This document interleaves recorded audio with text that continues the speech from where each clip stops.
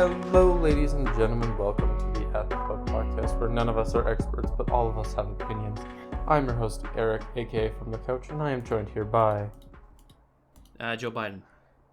And today we are talking about the NHL playoffs. But first, we got to get the some hockey news out of the way. I know everyone wants to talk about the crazy things that are going down in the playoffs this year, but we got to get the business out of the way here first. And first order of business here is David Quinn has been fired by the San Jose Sharks. Seems like it's kind of they're shaking everything up coming up next year now that they have the best odds in the draft. So what are you thinking about that, Seb? I think Sharks fans should be really happy that he was their coach because he is the ultimate tank commander. He helped tank the Rangers. So if they get Celebrini or Ivan Demidov, I think Sharks fans should be very happy.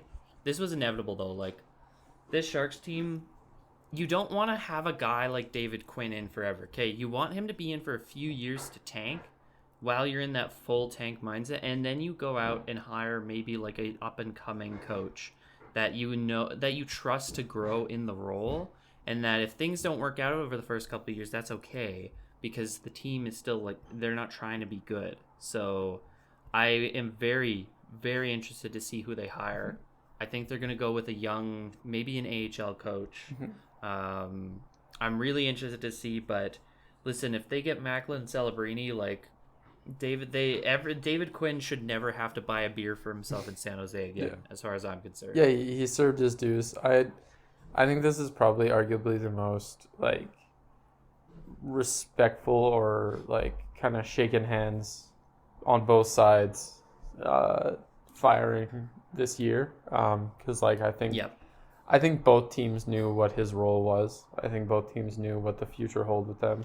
Like, especially if you look at their trade deadline, like their hurdle trade and all that stuff. Like, I think they definitely knew the cards and they knew what was happening. So, and it seemed to work. They have the best odds to win the draft pick. Of course, they're the Sharks, so they'll lose the draft if history repeats itself. Yep. But because of course the Blackhawks are gonna win it and get Macklin Celebrini to pair with Bedard. Yeah. Or maybe we'll just have a random, and then the Flames will win it, and then we'll have to do an emergency recording here where you're just. I will actually go buy a lottery ticket and cry and name my firstborn son Craig after Craig Conroy if that happens. Yeah. We'll have to do like an emergency podcast where you're just coming in here crying and throwing up, and it's going to be great. Speaking of things that are not so great, though, especially for Canucks fans, it seems that Demko is likely to be out for the rest of the playoffs. I think they said that if the Canucks make the conference finals, it's a stretch that he plays those even.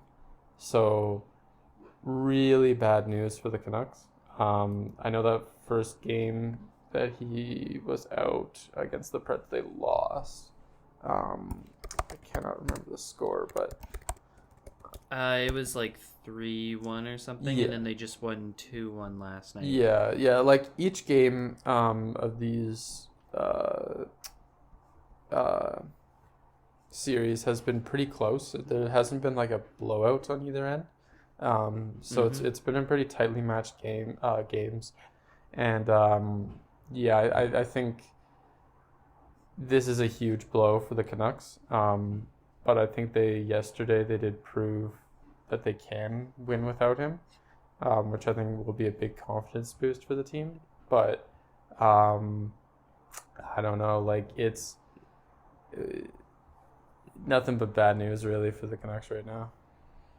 Yeah, you need Demko for that Oilers series as far as I'm concerned, because I do think the Canucks still win this series. They proved last night that when their power play gets cooking, they are able to figure out UC Saros. Because, like, Saros is playing on another level right now. He's the only reason why the Preds are still in this. I think the Canucks still win it. But I'm sorry, I'm not taking them over Edmonton without Demko. Like, and even then I wasn't going to take him in the first place. But I think if you have any chance of that, you need a game breaker like Demko. And I think the worst thing to do would be rush him back from his injury. So I don't know. It's really unfortunate, and you just hope that maybe they can pull off a miracle, or next year's their year. Yeah.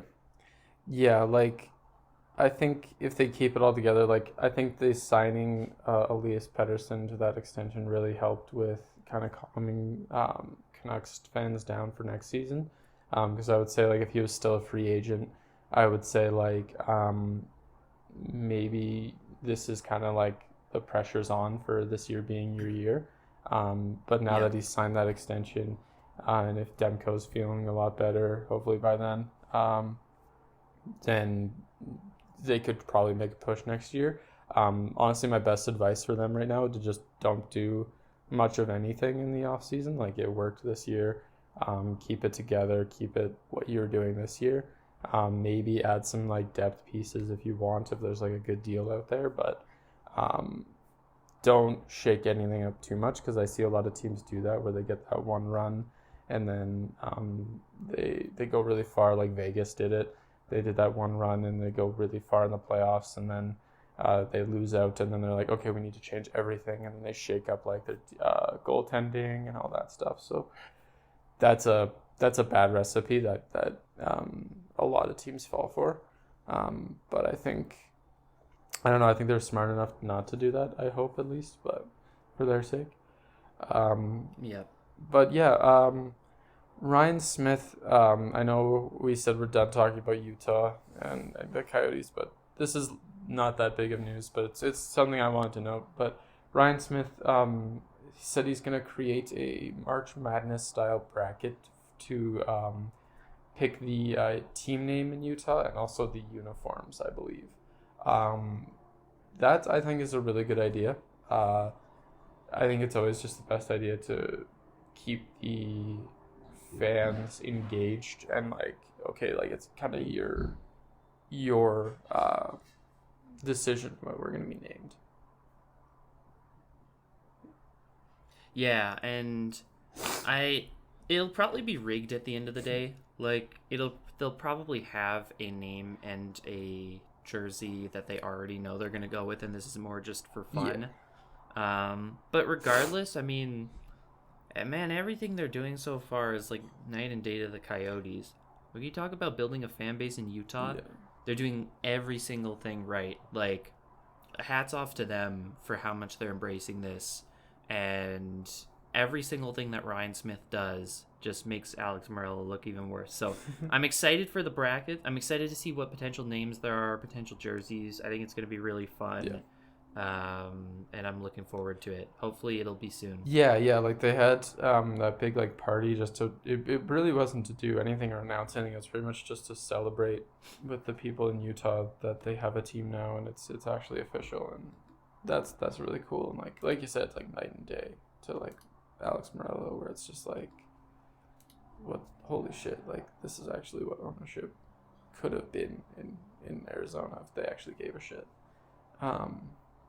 And then I'm still pulling for the Yetis. I think like you said, like I would be amazed if Ryan Smith has gone this far with the team and doesn't have a team name in mind that he likes.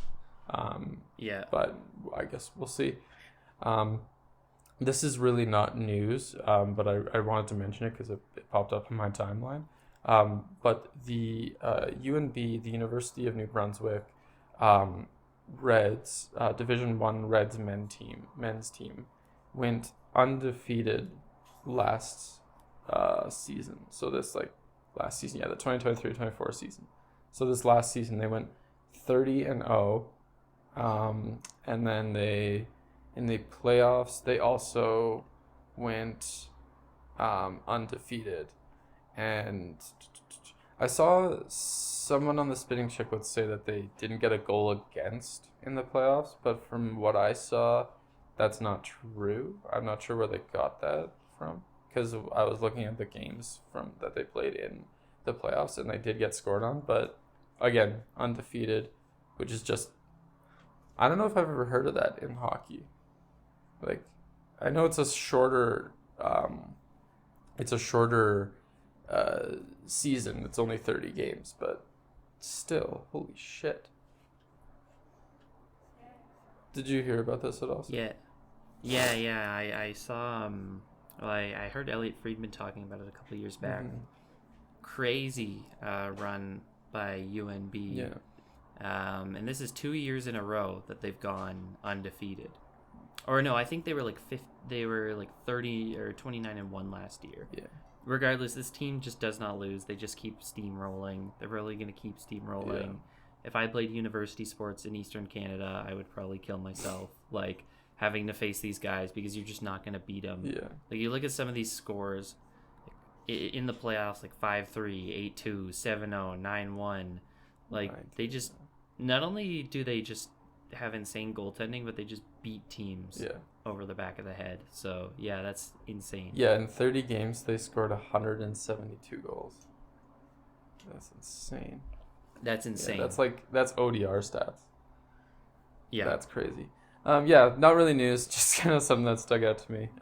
But yeah, good for them. I mean, like, sports betting in college hockey's got to be really boring now, I guess. But yeah, good for them. Speaking of something that's good for somebody, Woodcroft finally got a job somewhat.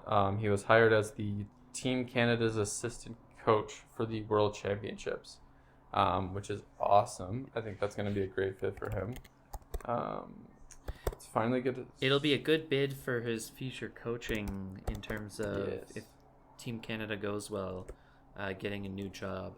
Yeah, like I'm just gonna look at the championship lineup here. It's I think it's pretty decent. Are NHL players allowed to play in World Championship? Yes, yeah, and the preliminary roster, I think at least for USA, has been announced, with quite a bit of NHLers from the eliminated teams. It should be a fun tournament. I think it takes place over the summer, if I'm not mistaken, but it should be a very fun tournament, and big ups to Jay Woodcroft for joining Andre Tourney's coaching staff there, because that's huge for his future in the NHL. Yeah, no, that's going to be great. I can't wait to see him again behind the bench. I think I've missed him. I think I'm honestly surprised he hasn't had a job yet. I think I would have thought that he got hired immediately, but I think as we were talking, like I think he wanted to take a break and take some time off. So good for him.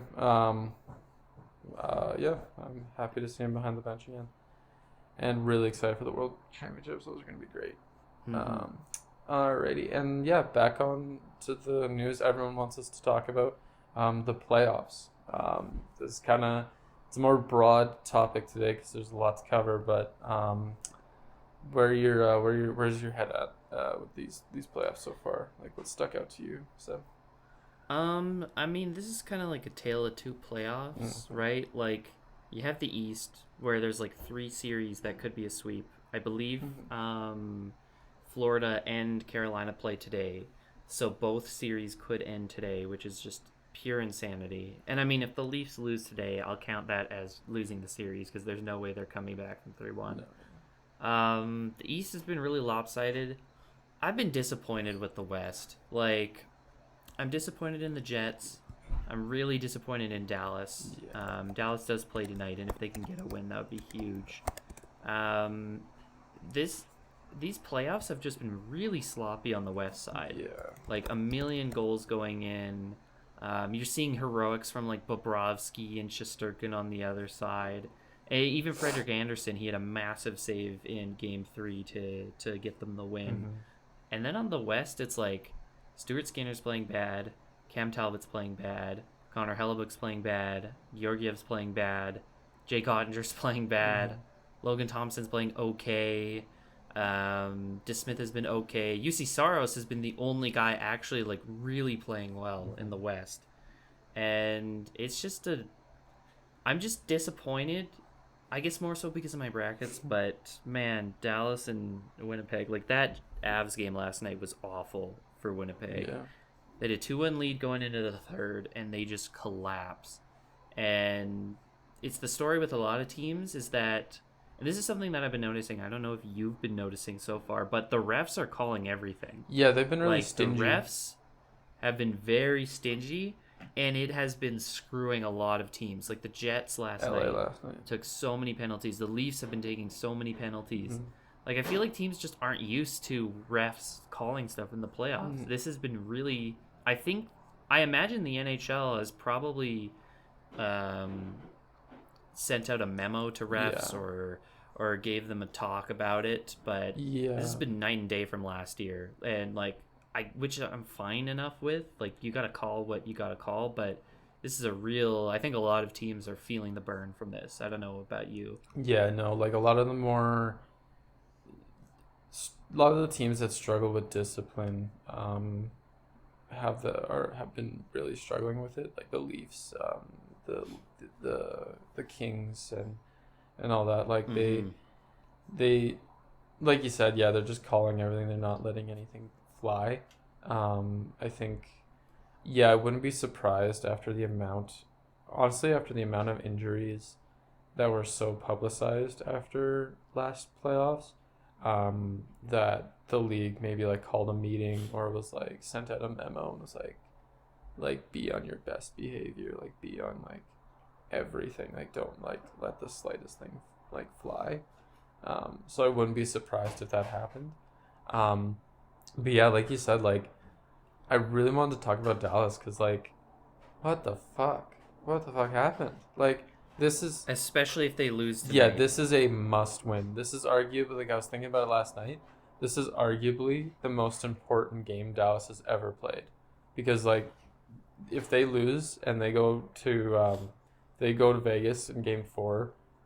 they're in Vegas tonight, which really hurts. If they go back to Vegas in Game 4 and they're down by 3, they're screwed. They're getting swept. Like, I don't see a way around it. And, like... I also wanted to mention that we were completely wrong that when we said like, oh, I don't see anyone getting swept, that there's probably going to be like 2 or 3 sweeps in the first round. Like it's just our luck at this point. And I don't know. I see. I don't know. Like Dallas really needs to pull it together, and they need to do it tonight. Like there needs to be a statement game. They need to not only win, but I think they need to dominate tonight. Because if they give Vegas any sort of wiggle room, that they're gonna take it and run. Like and they like surprise, Tyler Seguin and Jamie Benn and Ryan Suter. A lot of their old guys have been very bad, and Joe Pavelski. I love Joe Pavelski. And he has been great up until this point. But at 40 years old, you can really see him slowing down. And another guy who I like, a lot of the talk over the past 2 weeks has been about Mitch Marner. Yeah. And fair enough. It's deserved. He has been, I think defensively, he's been really good.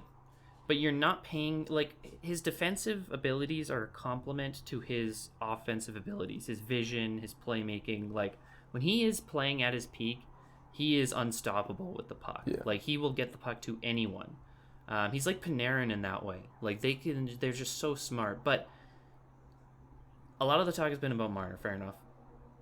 I haven't seen anything about how Roope Hintz has been a ghost. He has been a ghost in this series. And after signing his big extension, he is supposed to be one of their guys that they lean on hard. Yeah. Like him and Robertson, that line. And he has been non-existent. When he's at his best, he is a really good two-way, almost a Bergeron type player. Yeah. And that's hurting Dallas too. Pretty much everyone not named Jason Robertson has been very bad this series. Yeah. And that's not what you want to see.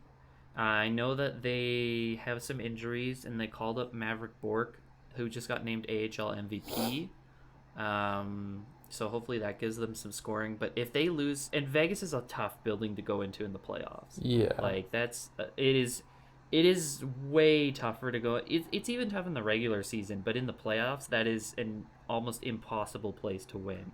Yeah. And especially coming off a cup win, they're going to be extra obnoxious, and you just coming off a cup win, and they beat Dallas last year. Yeah.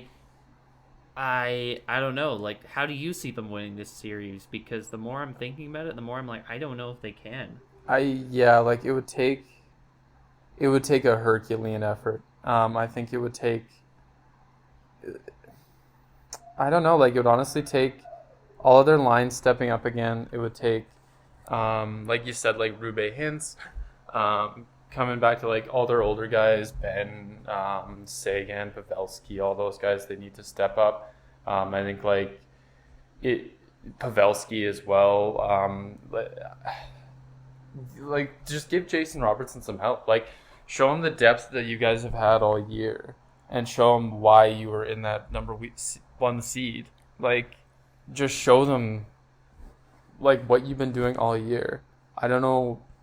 It's kind of the same shit, different year, but this one's a little more obnoxious with Dallas, where it's they cannot keep their momentum going in the playoffs. Like they can have a fantastic regular season, and then when it comes to the playoffs, they're just kaput, and it's upsetting, honestly. It really sucks.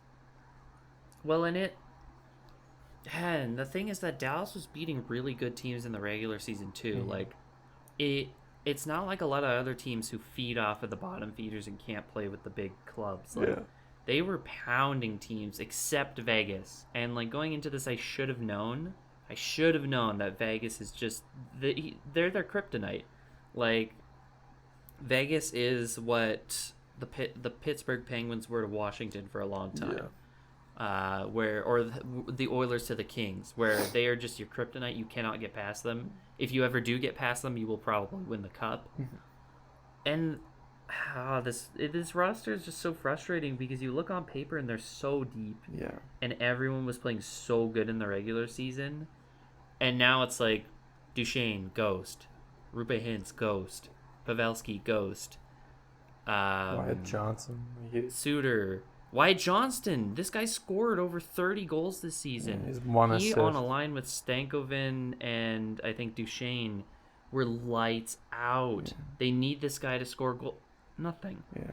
And concerning to me is I was listening to Peter DeBoer's comments after Game 2, and one thing he said was he was asked a question about like, you know, like what's like, what do you see from Vegas's side? Like how are you going to tackle them to win this series? Like how coaching wise, like what's the difference there? And he just said they have us figured out.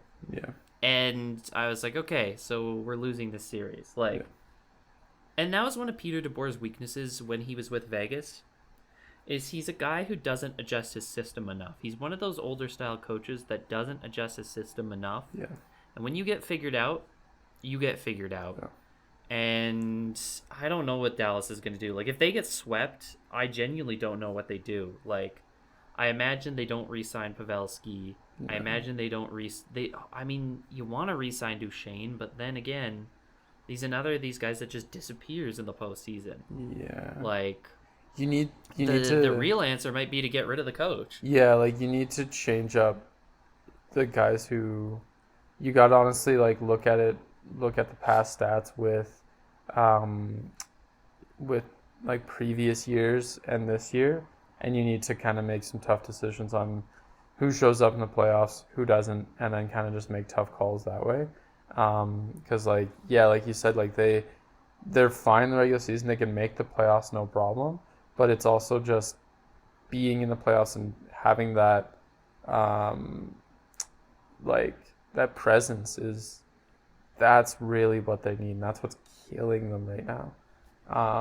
And their highest paid guys just aren't doing it. Yeah. And it's a story we're seeing with a lot of other teams. Yeah. Like, I don't know, the Toronto Maple Leafs. Yeah. Even, well, like a lot of the teams that are struggling, even the Jets, their highest paid guys are just, like Connor Hellebuck has been awful. Mm-hmm. He has been genuinely awful. Mm-hmm. And it is so strange for him to have like a .790 save percentage in the series when he finished the season with above a .920 and is probably the Vezina favorite. It's this song and dance of these guys, and this seems to be a trend I'm seeing. A lot of these guys get massive contracts in markets with a lot of pressure, and they just fold. Yeah. And then you look at Vegas. Jack Eichel's making $10.5 million, and I think he has like 5 points in 2 games. Tomas Hertl's playing great. Mark Stone obviously playing great. Noah Hannafin just signed a big deal. Yeah. He's got points in both games. Like, I think we're starting to see a shift towards the markets that have lower media pressure. Those are the markets that are going to find success from now on. Yeah. And I don't necessarily think that Dallas has high media pressure.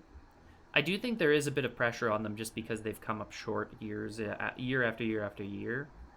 But, like, look at Florida. They're playing with house money, and they're about to sweep the Lightning.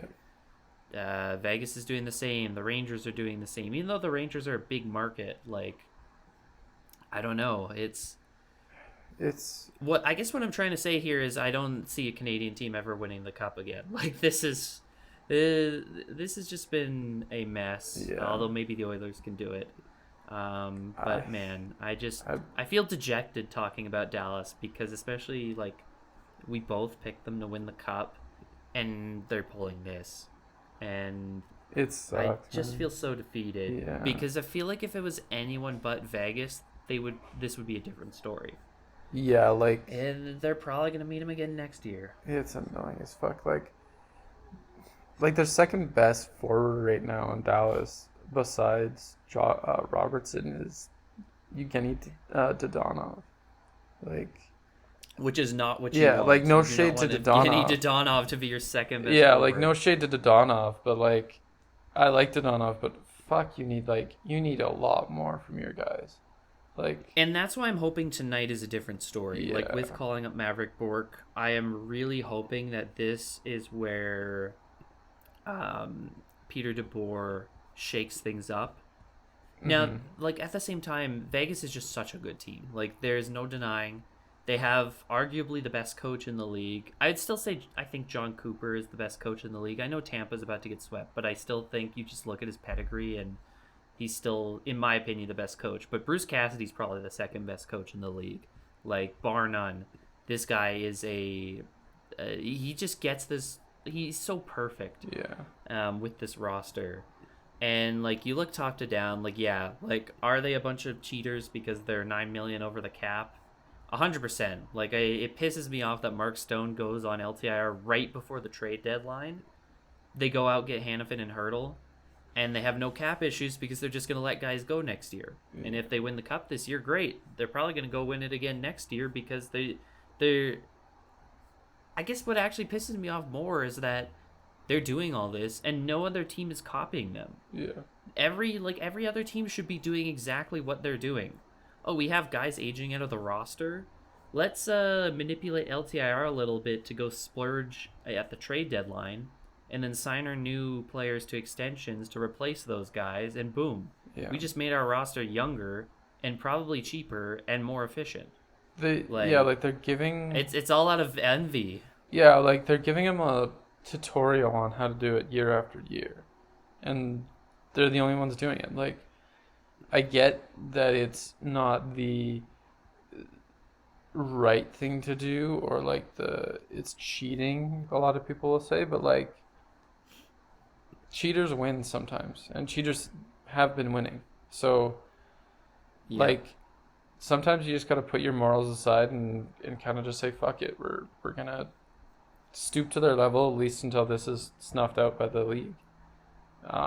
And I understand that it's, like, different circumstances. Like, Vegas is a team, good market, like, players want to go there. Yeah. Like, not every guy's going to get wanted. Like, if Toronto tried to do this, well, not every guy's going to want to get traded to Toronto. Yeah. But I guarantee you far more people are going to want to get traded to a team like Vegas. Yeah. Or a team like Florida. Or even the Rangers. Yeah.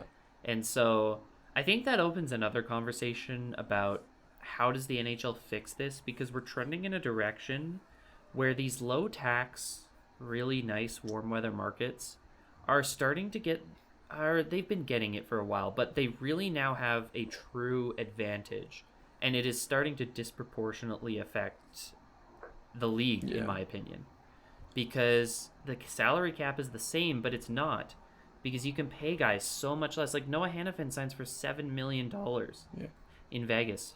he would have signed for above $9 million in Canada. Oh yeah, yeah. But they have the same exact salary cap. Like that, to me, I think there needs to be, and I know it won't come until the next CBA, but there needs to be something done about the salary cap.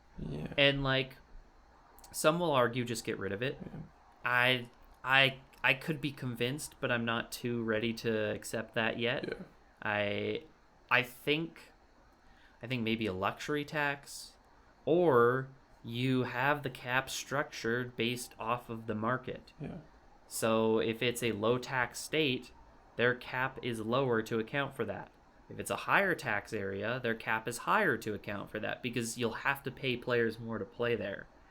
And right now, it's, especially with the Canadian dollar being weaker, it's like a Canadian team can't win the cup with this current system. Yeah. Like, I hope the Oilers can pull it through to prove them wrong. But even then, Draisaitl's up next year. Draisaitl's contract is up next year. He's going to get a massive extension. Yeah. 2 years, McDavid's up. Massive extension. Yeah. Everyone's going to have the same salary cap, but they're going to be disproportionately affected. Whereas if those guys went and signed with like Tampa Bay, I'd kill myself. They would take millions and millions less. Yeah. And Tampa would have the same salary cap. It's just, I don't know. If another market like Vegas or Florida wins it this year, one of those lower tax markets, it's just going to be depressing. Yeah. Because that seems to be where the league is trending. And it sucks because it feels like St. Louis is, when they won in 2019, like, that's just a blip on the radar. Like, you either have a stupidly stacked team or you're just a low-tax state team. Yeah. Anyone in between, sorry, you're out of luck. Yeah. It's what we've been saying for years about Canadian teams. Like, they're a victim of the Canadian dollar being so shit. And I've always said that the Canadian media has had a huge effect on the team or on teams, and how a lot of guys don't want to play here because the media is unfairly harsh towards them in Canada, which is totally fair. So you mix that with, I'll also be like making less money. Like, I don't know, like, why would you play here at the end of the day? And you're less likely to win a cup, so like, why would you play here? Teams have to pay more. Like, someone brought up a really good point.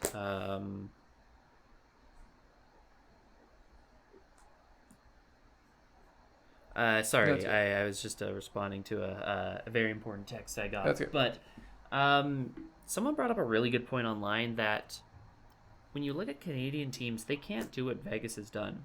Vegas has brought in all of their players through trades or free agency. Yeah. Canadian teams to compete have to do it through the draft. Yeah. And looking at you, Craig Conroy, like, Canadian teams, the only way they can contend in this league is through the draft. And then as soon as a player leaves, it's just reset. Yeah. Because they can't pay the same guys in free agency, or they have to grossly overpay and hamstring their cap. Yeah. They can't trade for half of the guys that other teams would get because they're in a Canadian market. Yeah. And this is true for some like smaller U.S. markets. Yeah. Like the Coyotes at the time, or even like Columbus or somewhere. Like, small markets and Canadian markets are getting screwed over entirely by this current cap situation. And I just want to see it change. Like, I just want it to be a more even playing field. And maybe removing the cap will change that, right? Yeah. Because at that point, it doesn't matter. It's all it matters. But at the same time, I look at baseball, and a lot of owners will spend below what the cap floor would be because they have their own internal budget and want to cheap bankroll their team. Yeah. Other owners, like the Dodgers, are putting out the most insane roster this year because they're spending a stupid amount. Yeah. And so maybe a cap floor, but no salary cap is the way to do it. Maybe just a luxury tax. Yeah, like, I don't know. I think it's up to smarter people than me. I'm not very good with this stuff, but you are totally right, where a lot of Canadian teams do depend on 1 to 2 guys. Like if you look at any Canadian team, like, where would the Jets be without Kyle Connor and Mark Scheifele? Or like, Where would the Oilers be without McDavid and Draisaitl? Or where would the Canucks be without Elias Pettersson and Jack Hughes? Like, or Quinn Hughes, sorry.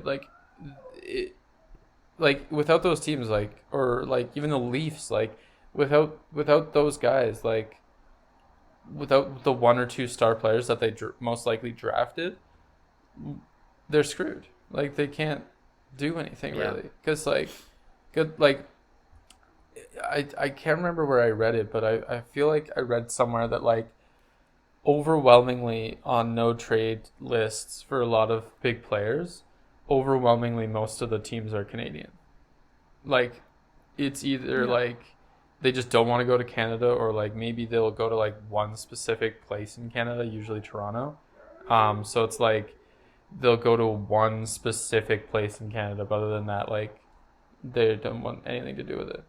And like it sucks because like Canada is like, in my opinion, the best market for hockey in the world. Like the players that do play here that aren't abused and get paid good money, like they absolutely love it here. And like, so I think if it was fixed and like you're saying, like adjust the cap or get rid of it completely or just have a cap floor, like I don't know. But then the thing with the cap floor is it opens up to the richer teams will have an advantage. Like the teams that have a richer owner who is willing to spend a fuck ton of money will have the advantage over teams that don't. And it's, I don't know. I honestly don't know what the solution is. Like it's up to smarter people than us. I think at the end of the day, I think like I said, like it's the Canadian dollar is also fucked. So there's some things that are in and out of the league's control. I don't know. It just sucks as a Canadian hockey fan. It fucking sucks. Yeah. And my worry is that it's just going to get worse. Yeah. Like the Canadian dollar is projected to get worse somehow over the next decade. And the cap, like I don't know. People, like you said, people smarter than us can figure it out, but I think that regional cap, cap based upon all these factors like taxes, location, etc. So if you hear my dog, I think that makes it's all good. I think that just makes the most sense, so that like a team like Toronto has a higher salary cap than a team like Florida, because Florida has to pay their athletes pennies on the dollar compared because they have zero state income tax. Compared to Canada, weaker dollar, higher income tax. Like, and it's also like hello. It's also such an easier pitch too, because like if you're a GM, like imagine being like a Canadian GM, like the GM of Winnipeg. Like, oh yeah, come here. It's gonna be piss cold the majority of the time you're here, and the tax is worse, the housing market's worse. It's a good place to raise a family. I will admit, like Winnipeg is a good city to raise a family, but again, it's piss cold, so you can't do much in the winter time. And then a guy like the Vegas GM pulls up like, hey, it's warm as fuck here. We have we have pretty much no taxes for you. You get paid more money, and you're also treated like an absolute god in the city, and you're most likely going to win the cup in the next 5 years. Like it's, like what do you do? Like you're at such a disadvantage. And again, I don't think that's in anyone's really control. Like you can't control. Like I'm not saying like there shouldn't be teams in Vegas or shouldn't be teams in Florida. Like obviously those teams are there and they've succeeded. That's more than apparent. But like I just think, I don't know. I just think if I'm a GM if I'm looking for a GM job in the league, I'm not looking at Canada, because that's just going to make my job a million times harder. Yeah, it's just, unless something changes, it's just gonna get worse. And like I hope I'm not being a doomer. Like I really do hope like a small market team or a Canadian team pulls it through this year, because that would go against the narrative. Really just a team that hasn't won, a team with a good story. Like I just don't want to see these big low tax markets keep winning. Yeah. It's because we're gonna turn into the league is just gonna become shittier. Yeah. Like the league is at its best when any team has a good shot. Like in my opinion, Like the team, 100%. the league is like at its best when the playoffs look different every year, and it's the way it's headed. It's not looking like that. It's, at least for Canadian teams. Like if you're an American, like fan of American teams, like none of this matters to you. Like you don't care. But like, I don't know. I think the way the league's headed, like it with all the expansion talk, it seems that it's kind of out of the question to have a Canadian team at least for another Canadian team for the next at least 10 years. And I don't know, like it seems like the league is kind of realizing that America's the way to go, and I think there'll always be Canadian teams, but I also think that they're slowly getting snuffed out, and I think it's a depressing time to be a Canadian fan of a Canadian team, and it's honestly like not to get too political. It's hard not to be a Canadian right now and not to be kind of a doomer when you're looking at like I mean, even myself, like my plan is to move to the States in a couple of years. Yeah. Like it's just the prospects here aren't good. Yeah, no, it's not. And I think regardless of what political side you lean on, like we can agree that things aren't going to get better here regardless of who's making the decisions. Yeah. Like so much has been done here to really screw us over economically over the past few decades through liberal and conservative governments. And it just sucks because these are the best markets. Yeah. Like, these are the markets with the most die-hard fans where this is all they do. They eat, sleep, and breathe hockey. Like, in my perfect world, there's a team in, like, New Brunswick and Nova Scotia. Quebec like, City. These die-hard, PEI, like, these die-hard fans who will do anything for their teams. Like, the way I see it is in Bettman's perfect world, the only Canadian team is Toronto, maybe Vancouver. Yeah. Maybe Montreal. And even then, maybe Montreal. But even Montreal's then, I don't know. Like, and one of the things that I was just thinking about is the NHL's really unique. They make most of their revenue not through TV deals or other brand deals like that. They make it through tickets. Yeah. They're the only North American league who has most of their revenue driven by tickets. Yeah. You look at the NFL, all TV deals. Yeah. NBA, all TV deals. MLB, all massively lucrative TV deals. Like Amazon is getting Thursday Night Football for the next 10 years for like a $10 billion deal. Yeah.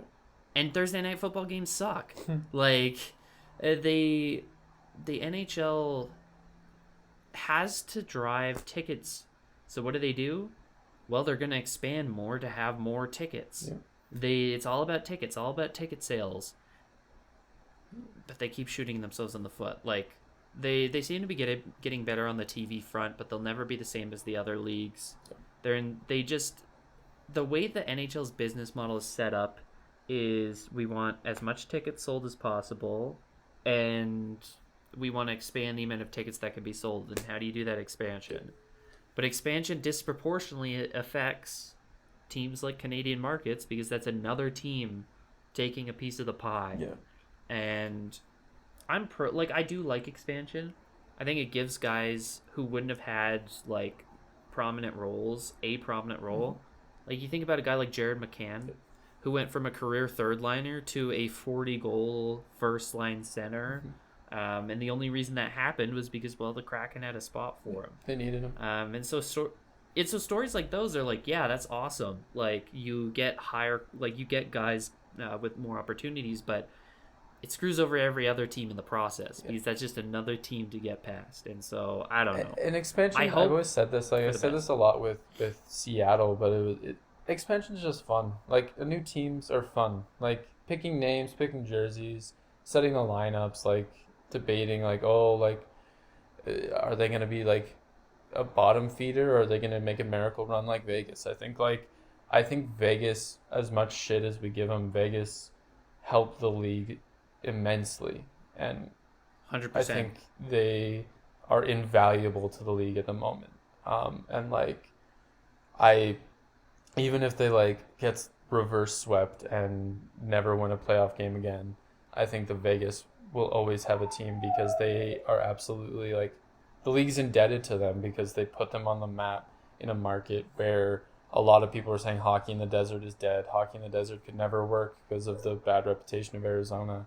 And they went out there and almost in their first year ever proved that that's not true and proved that it can work.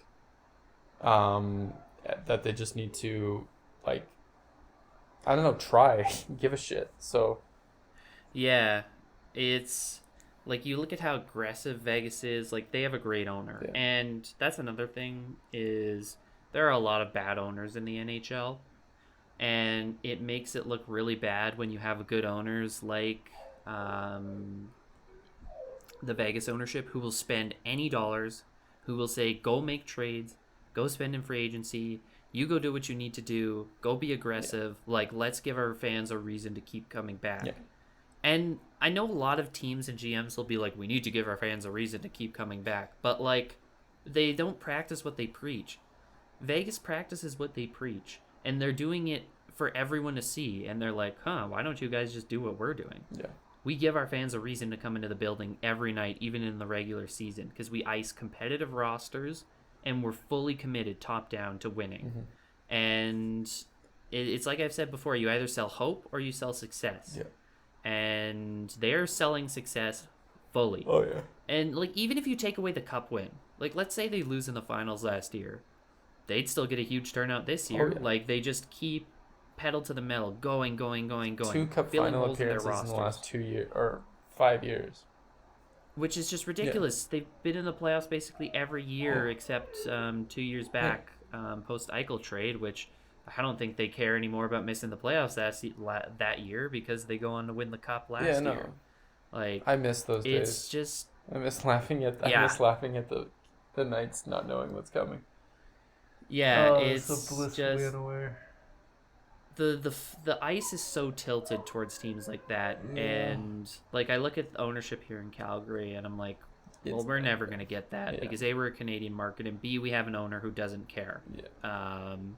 And it's different. Like, I think Ryan Smith in Utah are gonna make a lot of noise because he's an owner who genuinely cares. Tampa Bay, said it before, their owner, one of the best in the league. They go on and win 2 cups. Yeah. 4 cup final appearances in the Stamkos era. Yeah. Like. Then that's in part because the owner. Yeah. Seems like Florida right now. Their owner is great. Their owner is all in on this. Mm-hmm. And then I look up at like MLSE, the ownership of the Maple Leafs, and they're kind of getting cold feet about everything and not necessarily like doing everything they can. And it's just frustrating. But I think it's beating a dead horse at this point. Yeah. If there's one thing that I could say, it's just I hope that a team that truly deserves it goes on to win this year. I don't want to see a repeat. I want to see a team that I can be like, yeah, like these guys deserve to be here. And not to say that Vegas doesn't deserve to be there and win. Like, they absolutely deserve to be there and win with the team they've assembled and how they play. But I'm talking like, I want to see a new team. Yeah. I want to see a team that has been struggling finally do it. Yeah. I don't want to see another like miracle run from the Canadians or something. Like, I want to see like another St. Louis It was run. So much fun. That was so great. Like, oh my God, I can't get over how fun that was. I'm not even a Canadians fan, and that was so much fun. That run was, and maybe because it was like peak COVID. Yeah, we were all stuck inside. But like, stuck inside, but holy shit, watching that Canadians run was so much fun. Like, everyone knew this team sucks, like there's no way, but then they just keep finding a way, and it just proves how if you have everyone buying in from the top down, you can make a miracle happen. Yeah.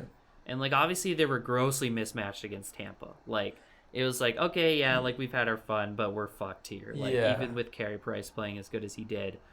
But just the whole run up was so much fun. I honestly haven't had that much fun watching the playoffs since then. Yeah. Like, there's been no run like that where I was like, oh my gosh, this is must watch TV. Yeah. Like the only thing for me personally that was more exciting than that was the Oilers Cup Finals run. Or not Cup Finals, Conference Finals run. Conference. I wish Cup Finals. But that's just because I had a personal attachment to it. And that last Conference Finals sweep was less fun. But that Flames-Oilers series was some of the best memories of hockey I've ever had. Like, I know, like, I was kind of off the radar, hanging like talking to you and everyone else because you guys were. I was public enemy number one around you guys, but I think I was on FaceTime with my girlfriend, and I remember just like as soon as McDavid scored that series clinching goal, I just like was jumping up and down and running around the room like it was like we had just won the cup, because that, I don't know, that meant a lot to me, and I really hope that they can make it work again. I did want to talk a little bit about the Oilers Kings series because I have a lot of opinions. But my main thing that stuck out to me last night specifically, I don't know if you watched the Kings Oilers game last night. I wasn't able to. It was I'm not saying this as an Oilers fan. I'm saying this as just a pure hockey fan. That was by far the worst game I think I've ever seen the Kings play in ever. Like, they not only just completely got outplayed by the Oilers on every side of the ice, but they fell for Evander Kane's shit. Like, I was talking about it a bit last night, but they fell for Evander Kane's stick so hard that it was actually embarrassing. Like, every line going out there was trying to headhunt Evander Kane. And I don't know the exact stats, but if I had to guess, Evander Kane had to have drawn like 6 or 7 penalties in the last 2 periods alone. I missed the first period because I was at work, but I know for a fact that he had been causing shit from the beginning. Like, he is so deep in their heads, and he plays a character on the ice so well that they can't stand. And they just completely forget how, like, that the Oilers have the best power play, in one of the best power plays in the world. And if they just calm down and don't let Evander Kane get in their heads that much, he's not going to punish you that hard. He's not having a great season offensively. He's only got he was really struggling on offense this year. He only has 1 goal and 1 assist. He just scored the 1 goal last night, and it was a tip in. So he's not having like a fantastic season like he was last time they met. So it's not like he's going to punish them on the score sheet if they just let him be a pest, like let him be annoying, but like just calm down. Don't big stupid penalties. Don't headhunt him. Just let him yap to himself. Like, yap back, sure, talk shit, push him around if he pushes you, whatever.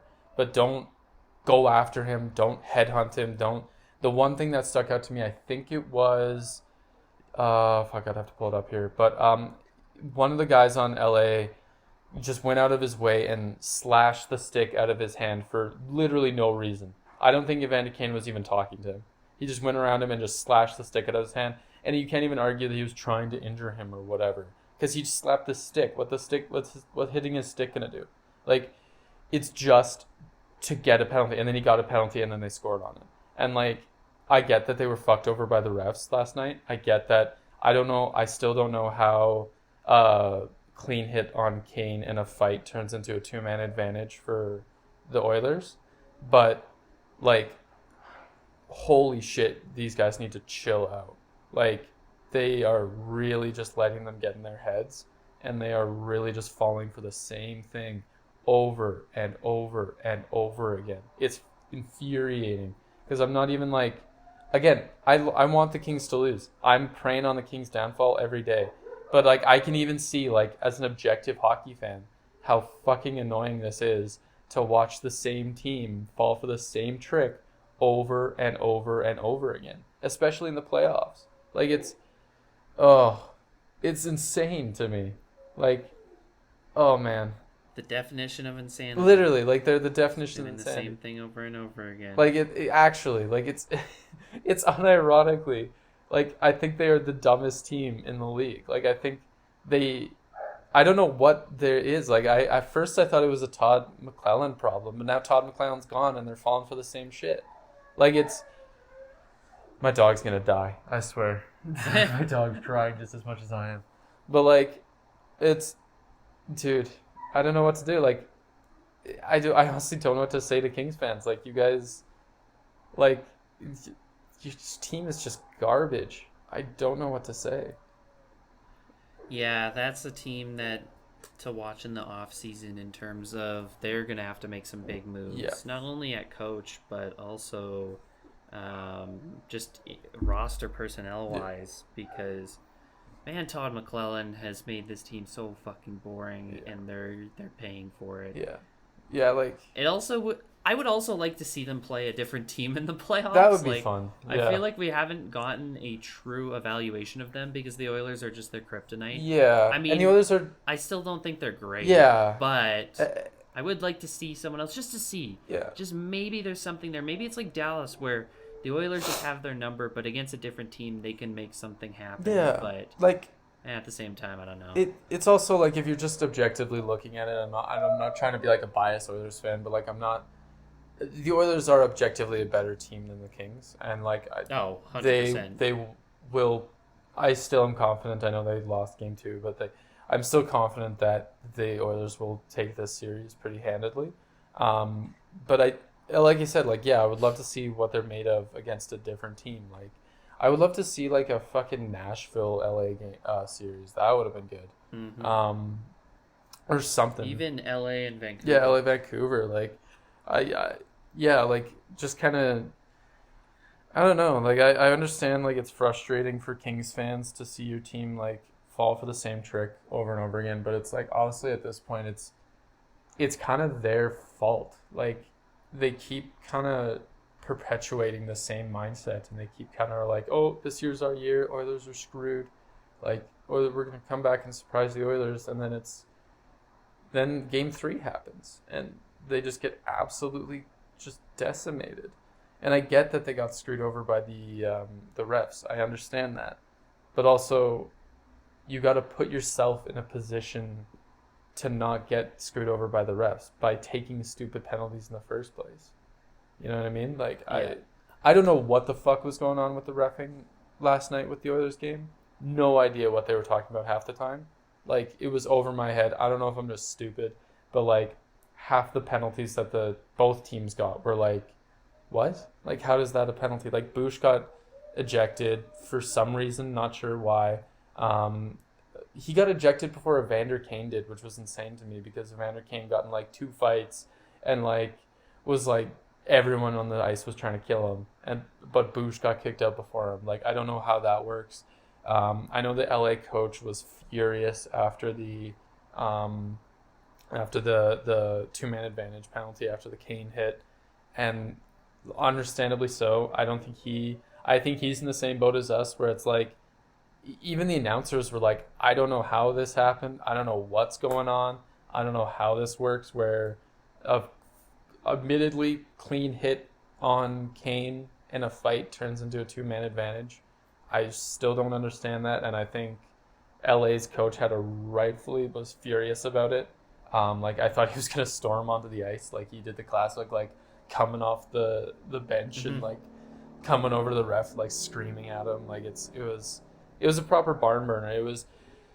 This is the weird part with the LA Oilers series, where it's, yes, on one hand it's boring to see the same teams play each other over and over and over again, but on the other hand, it's such a good series too. Like, it's such a fun series to watch that it's kind of it's kind of a trade-off where, it's a boring matchup again to see the same team over and over, and it's going to kind of most likely go the way you think it's going to go. But it's fun. I don't know. It's fun to watch. It's entertaining hockey. So yeah, 100%. That's kind of I just one thing wanted to say. Through 3 games of the playoffs, Zach Hyman has 6 goals. He's playing fantastic. And the Maple Leafs have scored 6 goals. Yes, 6 goals. Just wanted to throw that out there. Keep saying he's a bust, Toronto fans. Keep going on. Keep saying he's a McDavid merchant. Like, why does nobody else just try this? He just parks in. Yeah. You can get mad about him parking in front of the net, but why don't you do it? Yeah. It's like, and like, people online will never fail to amaze me. Because why doesn't your team just try it? No, actually, like, it's the same argument with Vegas too, and like, I'm guilty of it as well. So like, why doesn't your team do it? And like, we have a friend, I'm not going to name publicly, but we have a friend who keeps saying, who I got in a big argument with the other day, saying the Oilers have no grit, and I have no idea what he means by that. I was just trying to get an explanation of what he means. But just looking at, like, ignore goals, ignore assists, all that stuff. Just looking at shots, the Oilers, Draisaitl with 17, Warren Foegele with 20, Ryan McLeod with 10, Zach Hyman with 17, McDavid with 11, like, oh god, that's fucking Evan Bouchard with 15. Like, that's the thing that's the Oilers' kind of strategy these days. With they're not great defensively, and you can poke holes in their defense if you want to, but like Ryan McLeod with 10, they will pepper you with shots. Your goalie will be absolutely exhausted after playing the Oilers, no matter what. Even if they get a shutout, especially if they get a shutout, like, they will be absolutely gassed. Like, it's the Oilers' way, and even Evander Kane has 14 shots. Like, it's like, I think their all offense kind of all the time can work, and I think that their defense is as good as it can get at the moment. I think each defenseman, even Cody Ceci, is playing well. I'm not going to lie. Okay, maybe I take that back. Maybe Cody Ceci isn't playing great, but I think Cody Ceci has had flashes of brilliance. But his flashes of brilliance are kind of overshadowed by his painful cough-ups, him missing the net on that one. Like, I've watched that clip like 600 times because I just can't get over it. Like, he had an entire net to himself, and he hit the exact spot that he needed to hit to miss the net. Yeah, and that's brutal. It's brutal. And again, not saying he's a terrible hockey player or anything, but like, Elias Pettersson had a similar highlight that was going around where he had a wide open net and then hit the back of the net. Not the back of the net you want to hit, but like the around the net. But like, again, like, Evan Bouchard's playing fantastic. Matthias Ekholm is that shutdown defenseman that they really need, who can also get points. Darnell Nurse is playing really well. I think, he had that bad cough up, but like, if you watched him, other than that one bad cough up that cost them the game, game 2, he has been playing really well. Desharnais has been a really tough, like, thorn in the side for LA. Kulak is also, like, putting up points. He's got a goal and an assist. For a third line defenseman, that's not bad. Like, I don't know. He's the only defenseman with a goal too. I just realized that Bouchard hasn't scored yet. He has 6 assists, but he hasn't scored yet. Like, I think this is the best year. Like, I don't think I'm being like a biased Oilers fan when I say like this, especially with the Demko injury that just happened. The Oilers have the best shot of any Canadian team right now to make it at least to the Cup Finals. Whether they can translate that into actually planting their flag on the top of the mountain, we'll have to see. You need to get more from Stuart Skinner. He had a great game, I thought, last game. But man, he played rough in game 2. That was a really tough game, and he didn't even, honestly, not to throw shade at Skinner, I really love Skinner, but he had a rough game 1 as well. The Oilers took that. The offense was just rolling on that one. But 4 goals against is never great. So I don't know. I think they need to step up on goaltending. Like a .8 save percentage is just not going to work in the playoffs, especially if we're going against a team that's more offensively inept or more offensively minded than the Kings are. So yeah, it's gonna be. I don't know. It's. I'm curious to see how far they go. I think they hopefully make it past the second round, depending on who wins the Preds Canucks series. But the Kings are just a frustrating team to watch. 100%. Yeah. Alrighty, yeah. Is there anything else you wanted to mention while we're ranting? Nope. I just hope that 2 of the series end tonight with their sweeps, and Dallas better fucking win tonight. I swear. I'm gonna be watching it like a hawk. They're gonna. man, I am so disappointed in Dallas so far. They gotta get it together. It's do or die time. Like it's we will insane. see. But yeah, that's pretty much all we got. I'm gonna go hug my dog because she's pissed off about something. Yeah, thank you guys so much for listening. We'll be back with either a rant about Dallas or maybe a rant about their comeback sweep and how shit Vegas is. I don't know. We'll see. Mm-hmm. Thank you guys so much for listening, and goodbye.